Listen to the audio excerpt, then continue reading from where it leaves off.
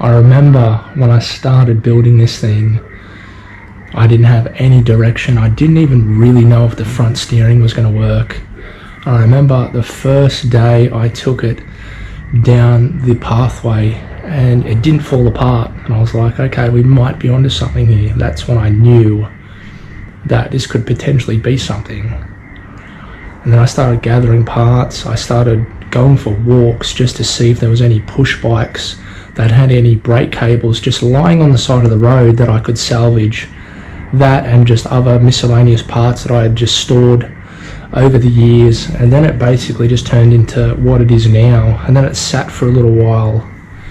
And well, this video that you're seeing now is just basically the resurrection. Like, I brought it back out, and I brought it back out just to fuel my mind and just spark it up and just see maybe what can come of it.